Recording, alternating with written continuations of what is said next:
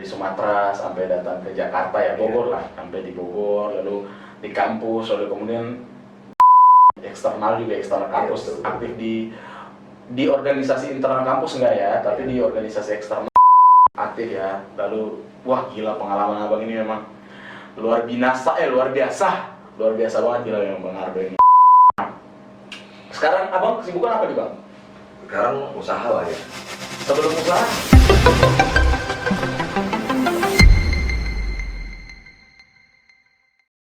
halo, kita udah kembali lagi nih bersama Bang Ardo nih untuk di segmen kedua. Horas bang. Horas. Biar ada bataknya, Horas sebagai perantau. Kita kan sudah di segmen 1 kan kita ngebahas nih tadi tentang apa pengalaman menarik abang waktu dari Sumatera sampai datang ke Jakarta ya, Bogor lah, sampai di Bogor, lalu di kampus, lalu kemudian di eksternal juga, eksternal kampus, aktif di organisasi internal kampus enggak ya, tapi di organisasi eksternal aktif ya. Lalu wah gila, pengalaman abang ini memang luar biasa banget gila yang Bang Ardo ini. Nah, sekarang abang kesibukan apa nih bang? Sekarang usaha lah ya. Sebelum usaha, abang sibuk sebelum usaha inilah.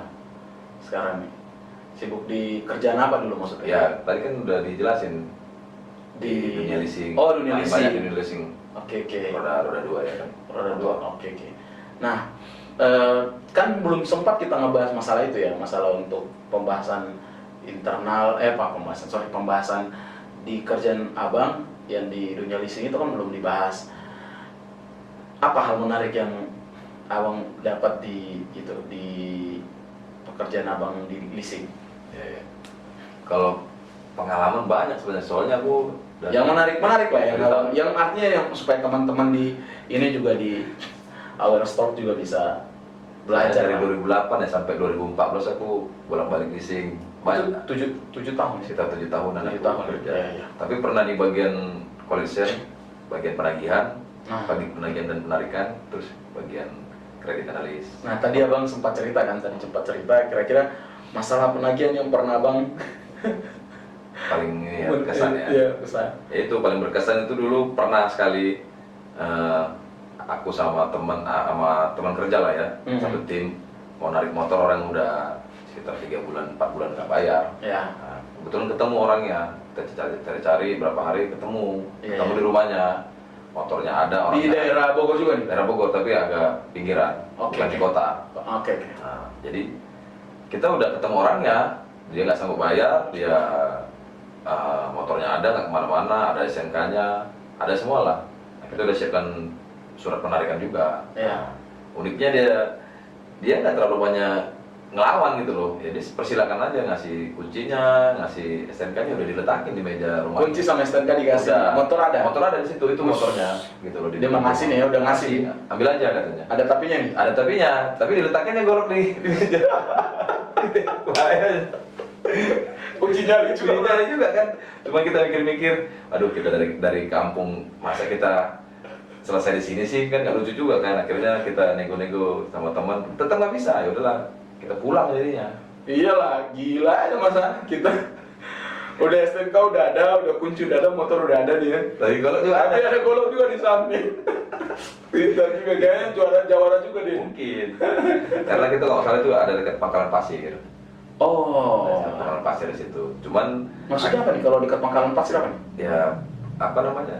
Ya dia mungkin yang megang pangkalan pasir itu kan ada banyak di situ. preman. Iya. Oke. Nah, tapi pada akhirnya karena kita punya pengalaman di lapangan, ya kita nggak menyerah, terus kita cari cara kan. Nah, nggak mungkin dong dia tawarin golok kita lawan kan. Jadi nggak bagus lah. Bagus lah. Akhirnya nanti kita ulang kejadian kemarin lagi. Datanglah kita dengan gaya persuasif lah, ngobrol sama dianya baik-baik, kita merendah, kita minta tolong. Jadi ceritanya kita minta tolong. Oh, caranya gimana? Maksudnya minta tolong Pak, tolong bayarin gitu Pak?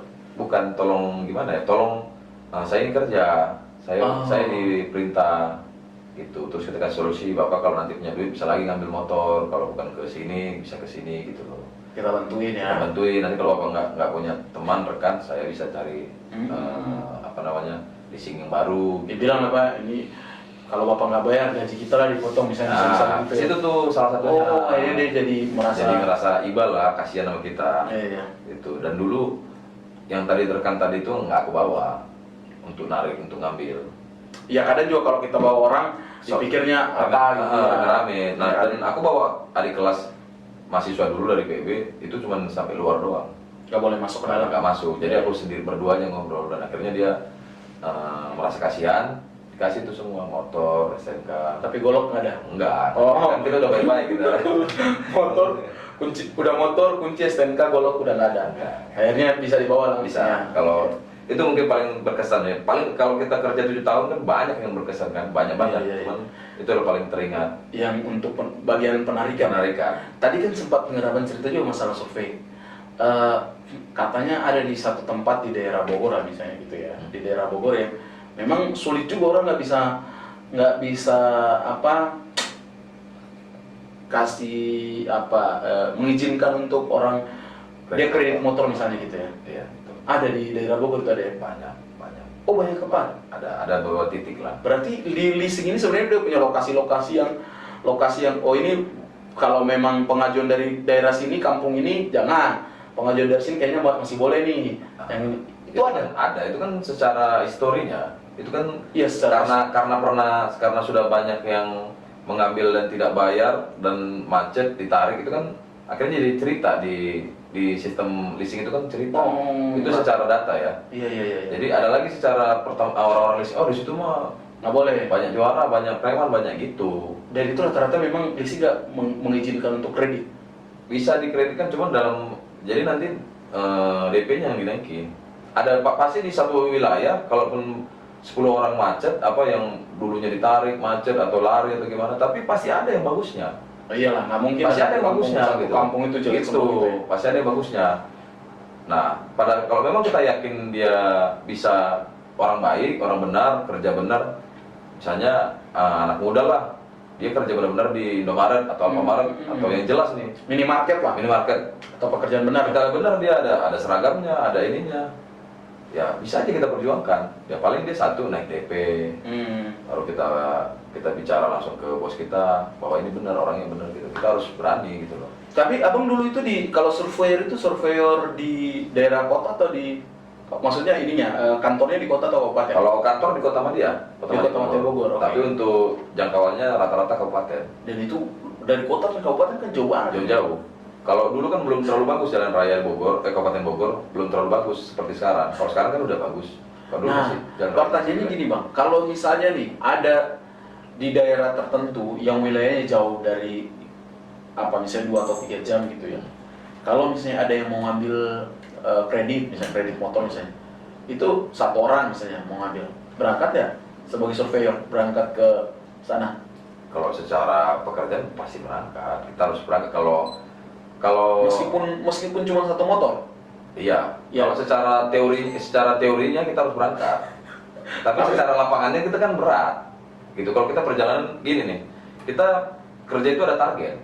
Iya. Target per bulan berapa kan totalannya. Jadi kalau Iya.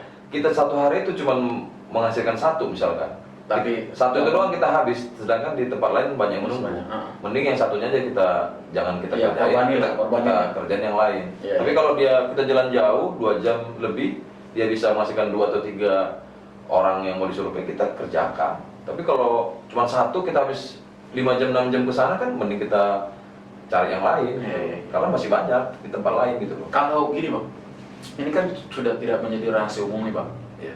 Karena rata-rata saya teman-teman juga kalau misalnya ada surveyor yang datang nih, ini boleh jujur boleh enggak atau boleh diomongin boleh enggak sih bang? Misalnya nih, saya mau kredit mobil atau motor gitu ya, kendaraan. Ada surveyor datang. Biasa kan kita kasih lah biar lolos. Itu benar nggak bang? Kalau di ceritanya Di aturannya nggak boleh. aturan nggak boleh. Tapi ada juga yang begitu. Banyak lah. Banyak kalau jawab jujur ya banyak gitu. Banyak yang tadinya nggak lolos jadi lolos karena apa tadi, karena sogokan lah, biasanya sogokan kan ini. gitu loh. Tapi kalau kebetulan aku memang banyak yang mencoba juga untuk meloloskan yang tidak layak lolos. Ini kan kita sebenarnya bukan penentu, kita bukan penentu, kita ini di lapangan bukan penentu, tapi kita analisa. Iya, analisa. Kita matanya perusahaan, matanya Ini lapangan. layak kan ya? Nah, jadi kita jelaskan secara tulisan, Iya. secara teori kita jelaskan gimana keadaan dia, Hmm. kerjaannya, rumahnya, gitu-gitu kan, Akhirnya kemampuan bayarnya. dari situ lah. Cuman ya tetap pula dikasih istilahnya ongkos bensin lah. Ya, kalau Ongkos bensin. kalau aku pribadi sih, kalau dia ngasih ikhlas ongkos bensin aku terima. Tapi kalau dia menyogok, aku bilang mau, kita kan punya harga diri. Oh iya. Dia mau bayar berapa kita gitu. Harga diri, benar. Iyalah. Masa cuma masalah itu doang kita Betul. di. Jadi kalau sebenarnya sudah apa namanya? Sudah cerita umum kalau Ya, ada rahasia umum lah. rahasia umum kalau bisa disogok itu rahasia umum. Oh, iya. Tapi mungkin pas kebetulan di aku nggak bisa.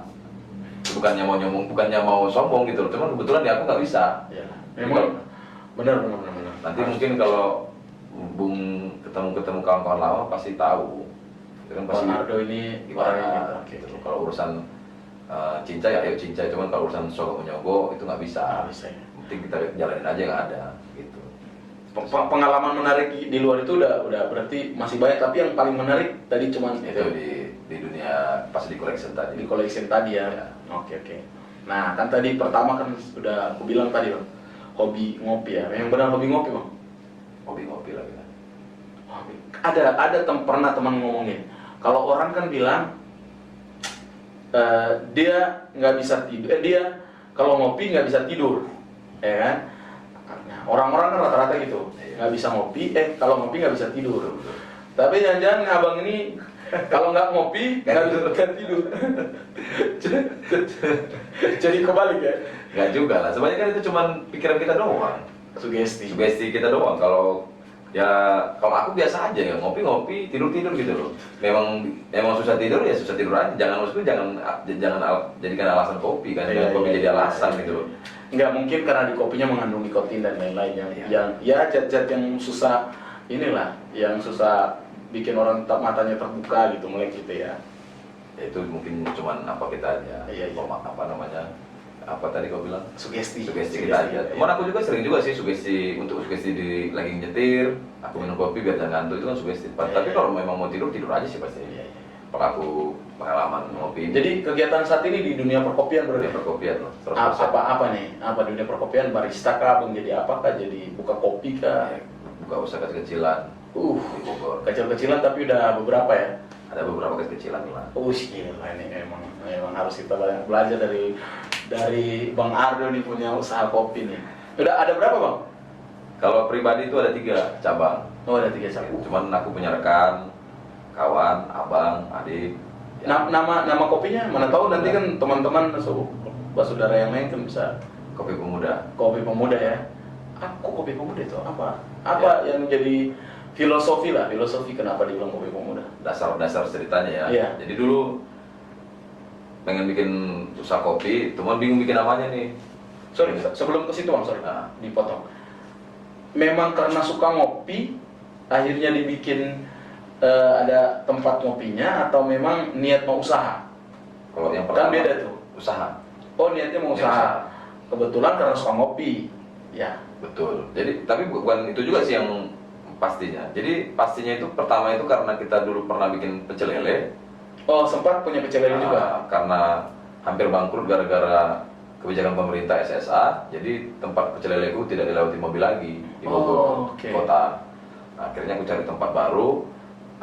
Tapi karena pecel lele ini tempatnya agak luas, tanggung pecel lele doang.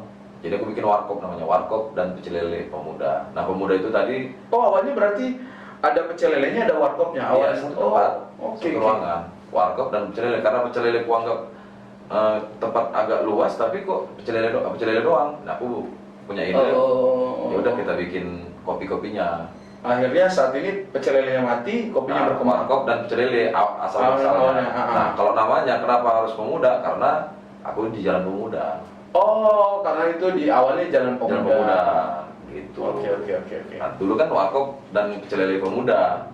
Jadi Aku pernah main ke tempat Bang Ardo, di tempat kopinya. Ada yang unik di situ, di Kopi Pemuda itu. Uniknya ini, hampir semua tokoh nasional waktu itu, zaman dulu ya, tokoh-tokoh nasional dan ya tokoh-tokoh nasional ya, bisa dibilang pahlawan juga, dipajang di situ. Tapi kalau orang kan gambarnya kecil-kecil ya, ukuran kecil. Ini langsung besar-besar. Nah itu maknanya apa itu Bang? Coba bisa dijelasin di tempat kopi. Dan saya lihat itu hampir semua tempat kopi yang memang namanya Kopi Pemuda. Tapi sekarang kopi-kopi lain bukan di Jalan Pemuda ya kan, di Bukan, beberapa bukan. jalan. Iya. Akhirnya identik dengan nama jalan itu kan. Iya, asal muasalnya terjadi di Jalan Pemuda itu. Iya. Nah, tapi dia berdiri di jalan lain bukan nama jalan itu, tapi Bukan. jadi Kopi Pemuda Ada semua. Kopi Pemuda. Bukan cabang ya. Bukan cabang Kopi Pemuda, cabang ini enggak ya. Emang dikasih namanya langsung Kopi Pemuda. Iya. Terus yang menjadi dasar apa cerita di balik ada foto-foto Spanduk-spanduk itu ya. Iya. Iya bisa dikatakan spanduk lah karena gede-gede banget itu. Semeter ke semeter. Itu siapa aja dong kalau boleh tahu? Kalau dari pojok kan Soekarno kan sama-sama tahu. Ya, Bapak Bangsa lah. Bapak Bangsa, Proklamator. Proklamator lah. Yang kedua sebelahnya Gus Dur. Gus Dur, oke, Oh, presiden gitu. ketiga. Keempat lah. Ketiga ya. Ketiga. Empat.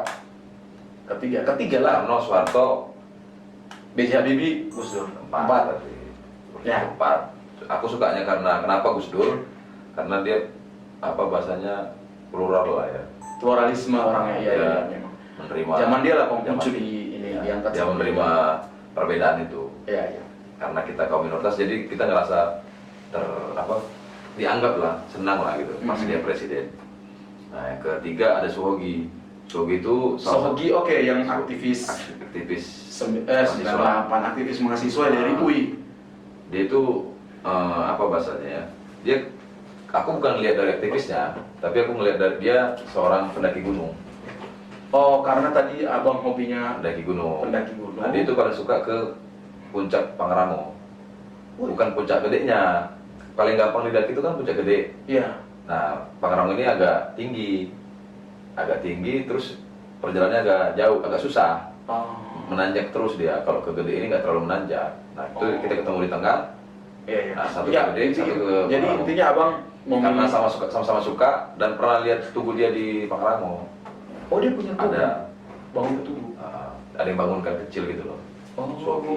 Nah, dia tempat tempat mendaki dia paling suka ke Pangrango. Padahal orang-orang sukanya ke gede. Tapi kan dia itu kalau seingat saya itu sejarahnya dia hilang itu bukan di Bogor kan, bukan di Pangrango kan, dia di Jawa Tengah itu kalau nggak salah. Ya, tapi dia paling gunung yang paling dia suka, puncak paling dia sering daki gunung. Gunung Intinya Pangrango. abang mengambil dia sebagai salah satu yang pasang spanduk di situ karena memang dia Salah satu pendaki. salah satu pendaki yang dan juga aktivis juga mungkin. Betul, sama seperti kita juga, gitu. Sama-sama aktivis, sama-sama pendaki gunung. Oh, mirip lah ya. Jadi ada kemiripan itu. Terus Yang terakhir Johannes Lemena kan karena dia Menteri Kesehatan di zaman Soekarno ya. Mhm. Nah, itu pendiri GMKI. Karena aku tadi organisasi eksternal aku GMKI. GMKI. Itu memperkenalkan bahwa aku lulusan dari GMKI. Oh, oke. Itu latar Sejarah belakangnya sejarahnya semua. ya. Gitu. Nah, gimana usaha kopi waktu zaman pandemi kan lumayan itu ya. Sebelumnya kan bagus ya. Bagus ya, kita usaha kopi bagus ya. Nah, pas pandemi gimana itu, Bang? Ya nggak kebayang kali ya, kita mungkin lagi baru dikenal ya di Mhm. Kota Bogor ini, baru dikenal Kopi Pemuda. Iya, iya. Tiba-tiba terjun bebas lah, itu sampai ke dasar itu Maksudnya sampai dasar? ya, sampai kosong gitu loh. Satu hari bisa kosong gitu loh, tapi kita nggak tutup. Itu Berarti karyawan tetap bayar ya? bayar satu orang, dan tadinya dari 4 orang sisa Salah satu ya. yang penting dia menjaga aja itu sampai kita penghasilan ya benar-benar untuk membayar dia aja kita kadang-kadang susah, belum lagi bayar kontrakan. Memang pandemi rata-rata semua ini ya, terkena dampak lah ya. Dampak lah. Nah, sekarang kan udah mulai naik lagi nih di kopi dan udah mulai bagus lah ya. Betul. Cuman permasalahan berikutnya adalah lagi rame nih tentang kenaikan BBM. Betul. Dampak nggak ke bisnis kopi? Kalau sampai saat ini sih belum merasakan sebenarnya, dan kita belum menaikkan harga, Oh, masih harga masih harga sama. Tapi mungkin nanti pada saat bahan baku kan belum Sudah naik. Enggak, untuk bahan baku kopi. Bahan kopi belum, tapi untuk bahan-bahan baku yang lainnya sudah naik. Oh iya, kalau bahan baku lain udah naik, tapi Naik. kopi berarti tapi harga belum Oh, kalau kopi sebenarnya bahan dasarnya udah naik juga, sudah naik juga. Sebelum BBM naik juga udah naik. Iya. Dia udah naik duluan sebelum BBM naik, karena nggak tahu karena posisi apa namanya cuaca, nggak tahu karena katanya ekspor lagi dibuka ke luar negeri. Iya. Jadi kopi itu banyak diambil ke luar negeri. Ceritanya nih, cuman kita nggak tahu pasti kan urusan. Tapi memang cerita tentang kopi ini jadi ini juga sih, jadi apa? Fokus kita sempat ada di Jepang itu menolak kopi dari kita karena memang ditemukan kopi yang permintaannya waktu dikirim sampelnya itu bagus semua. Betul. Pada saat di pack jadi yang banyak masuk sana adalah ya kopi-kopi yang murah yang nggak sesuai dengan speknya. Maksudnya kita susah untuk menjaga kualitas. Kalau memang kita mau ekspor kemana-mana, makanya sekarang kalau nggak salah sekarang untuk kopi belum boleh diekspor ke belum masuk ya, Jepang belum mau menerima kopi dari Indonesia. Padahal kan kalau kopi kan banyak ya, Indonesia punya kopi-kopi yang Semua lah. rata-rata bagus ya. Dari Sabang sampai Merauke kopi kita bagus kan semuanya. Iya, di Bogor ada kan kopi, Betul. Ada juga kopi Bogor. apa namanya itu kopi? Ya kopi Bogor dari wilayah puncak itu, dari daerah apa sih namanya? Ciliwung. Ya daerah Ciliwung itu. Titik nolnya Sungai Ciliwung. Titik nol. Cibulau. Dia Oh. ada nama kampungnya Cibulau itu di daerah puncak. Hmm. Itu yang sekarang penghasil. Tapi bukan cuma dia doang. Iya. Masih banyak daerah lain di Kota Bogor, di Kabupaten Di Bogor lah, Bogor Raya. yang penghasil kopi. Tapi yang Cibulau yang paling terkenal saat ini karena dia menjaga kualitas. Iya. Dan kita juga sediakan itu juga di Kopi Pemuda. Gitu loh. Makanya iya benar sih, makanya kopi ini sebenarnya bagus buat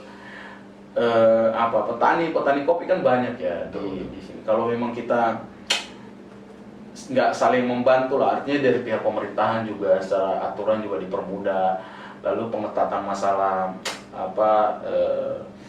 biji kopi yang harus disortir jadi bagus supaya bisa dikirim ya. Ada nggak harapan abang untuk ya kopi lah Di dunia kopi. di dunia perkopi? Hasil kopi ya. Ya kalau harapanku sekarang sih paling dekat ya untuk petani-petani kopi di Bogor lah, paling yang paling dekat ya. Ya maksudnya hasilnya diperbaiki, cara kan sebenarnya untuk menghasilkan kopi yang bagus itu caranya harus bagus juga, nggak bisa ngasal. Oh berarti bukan cuma pada saat menanam doang Kan semuanya harus bagus. tapi setelah itu Panennya, mengolahnya lagi itu harus bagus, cara mungkin roastingnya, Iya. menjemurnya itu harus benar-benar bagus, baru menghasilkan kopi kualitas tinggi, bisa dijual ke pasaran dengan harga yang tinggi. Kalau mau jadi kopi murah kan ya kayak kemarin juga gitu loh. Iya Gitu. nanti mengalami masalah juga ya. Itu jangka yang di depan mata kita. Cuman kalau cita-cita yang mendasar sih pengen kopi dari kampungku pribadi bisa dijual dengan harga mahal. Walaupun sampai saat ini sedikit yang dijual dengan harga Simalungun, mahal. kopi di Simalungun. Simalungun. Itu banyak juga kopi sini bang ya? Sebenarnya mereka itu rata-rata petani kopi, tapi tidak dikelola dengan baik. Dan kopi itu sebenarnya kopi yang bisa dijual dengan harga mahal, tapi tidak dikelola dengan baik, jadi harganya murah. Itu termasuk Berarti pengelolaannya yang harus diperhatikan. Ya. proses untuk menghasilkan kopi baik itu mereka tidak tahu, tidak ada yang terjun langsung ke sana. Abang orang IPB? IPB. Ya itulah Masuk akal. jadi PR orang-orang IPB lah. Aku juga IPB. jadi PR kita. Kenapa sekarang kok jadi pemerintah kita impor beras ya, itulah tugas kita juga. Oke. Kalau harapan pribadi apa nanti mau buka berapa cabang lagi atau mau nikah lagi atau mau apa lagi harapan? Nikah lah.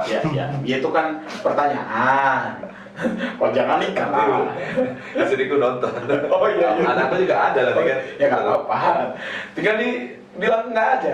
Ini kan jadi bahan bukti juga nanti buat si kakak. Kalau harapanku ya mungkin harapan cita-cita kali ya. Ya aku mungkin pengen mengembangkan tadi perkopian dari kampungku. Oke, ya yang tadi. Harapannya selain bikin cabang lagi ya pastilah untuk cabang udah pasti kita pengen nambah gitu. Oh, pengen nambah lagi. Gitu. Cuman ya perlahan aja, nggak perlu kita buru-buru. Iya. Nggak ada yang perlu dikejar gitu loh. Iya, iya. Yang pasti saat ini kita sudah cukup. Ya kita tinggal menambah pelan-pelan. Tadi total yang pribadi 3 berarti ya? Tiga. Kalau keseluruhan sama yang lain-lain itu? Rekan-rekan itu ada 6 totalnya. Oh, 6 berarti ada yang punya 3 ini bukan punya abang, 3 ini punya abang sendiri. Iya. Tapi Oke. pada dasarnya semua Kopi Pemuda sama gitu loh. Karena semuanya kita pakai aturan sama, jam kerja sama, gaji sama, Oh iya, ya menu sama, harga sama, kita sama. semua itu disiapkan di Kopi Pemuda yang Jalan Jadi maksudnya Pemuda? aturannya semua sama. Oh. Jadi kalau kita bilang Meskipun berarti bukan franchise? bukan, kita sistem kekeluargaan aja. Nggak ada sistem bayar-membayar kalau aku. Gitu loh. Pada dasarnya namanya kita perantau kan, dulu orang rantau itu saling tolong-menolong. Iya. Nah, kita kembalikan lagi. Tapi dengan satu syarat, ya tolong-menolong pun ya dengan cara yang tepat. Iya. Dengan aturan yang ada. Iya. Gitu loh. Nggak bisa kita paksakan kita ngasal aja gitu loh. Iya, Jadi iya. itu juga jadi pertimbangan aku. Iya. Gitu loh. Jadi pertimbangan. Bang, ada nggak prinsip yang abang sampai sekarang kan abang udah 20 tahun lebih ya 20 tahun ya di Bogor, 19 tahun ya, lebih lama di sini kan tadi ya. Ada nggak prinsip yang abang pegang sampai saat ini, maksudnya sampai abang bisa berkembang tadi dari dunia leasing, dari yang nggak punya apa-apa sekarang udah mulai bagus. Ada nggak prinsip yang abang pegang? Pasti ada lah, harus ada. Apa itu bang? Bisa dibagi mungkin teman-temannya. Tapi yang catatan kayak kita belum sukses. Catatannya ya aku belum sukses saat ini menurut Ya, pribadiku. pandang Aku belum orang. sukses. Gitu. Ya, Jadi pandangan. tapi kalau untuk membagikan prinsip ya pasti ada lah. Iya. Gitu loh. Yang pasti satu, bersyukur.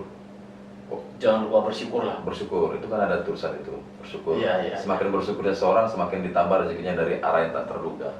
Aku baca sekali lagi, semakin bersyukurnya seseorang, semakin ditambah rezekinya dari arah yang tak terduga.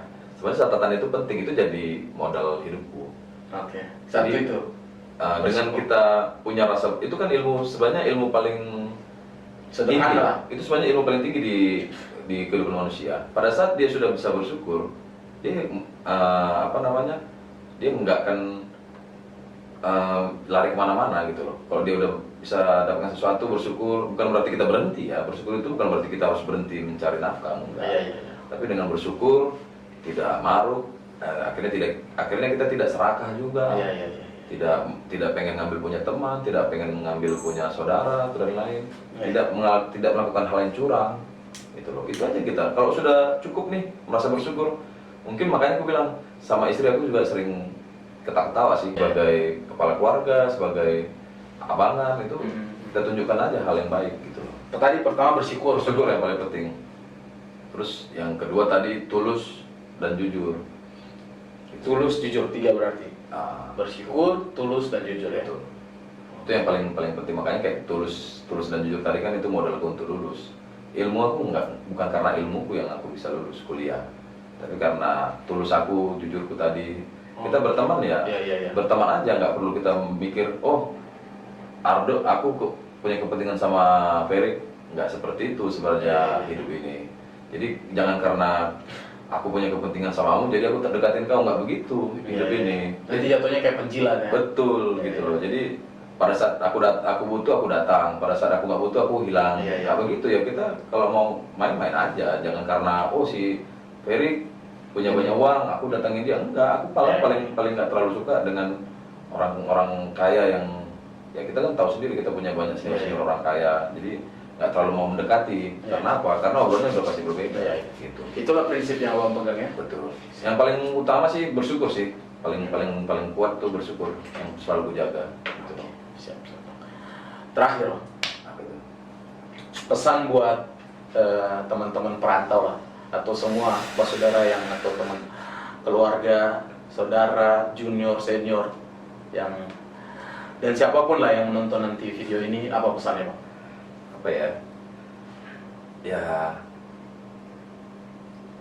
Jangan baca di sini ya, Bang ya.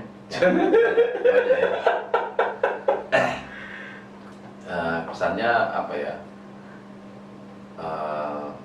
Berbuat baik aja mungkin ya, karena akan ada saatnya menuai. Biasakan aja berbuat baik. Selain berbuat baik, ya berbuat benar. Ya, baik dan benar memang dua hal yang berbeda. Mungkin tapi tipis deh. Simpel aja sih. Mungkin banyak dibaca orang, banyak di mana berbuat baik aja. Jadi kalau kita berbuat baik ke aku, misalnya berbuat ke kau gitu kan, bukan berarti aku dapat balasan dari kau, nggak juga. Kita nggak perlu berharap balasan dari kau. Berbuat baik tanpa mengharapkan ya.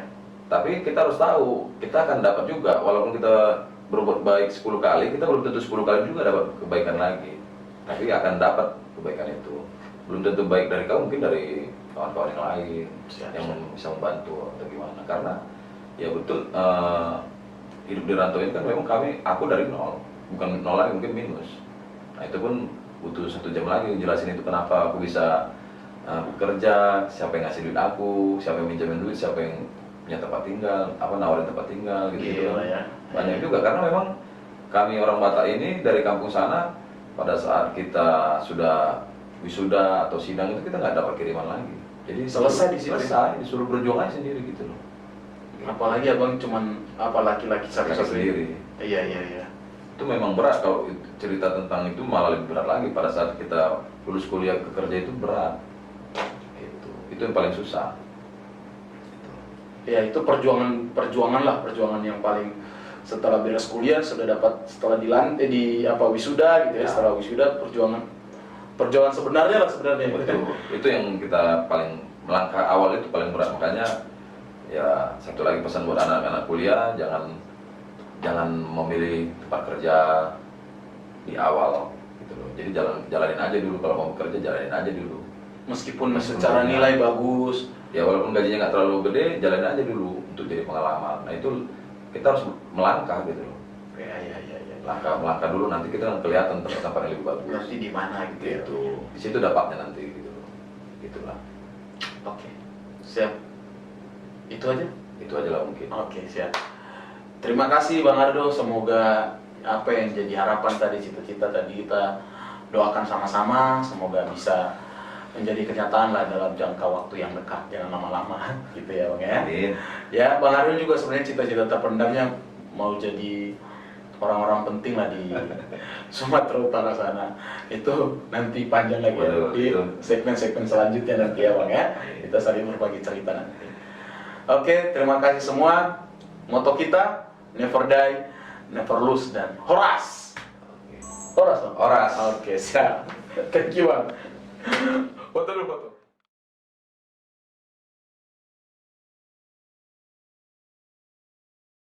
Aku modal dikit tapi mereka senyum. Akhirnya itu berkesan itu. Berkesan. Iya. Roti yang pagi-pagi itu masih banyak, cuy.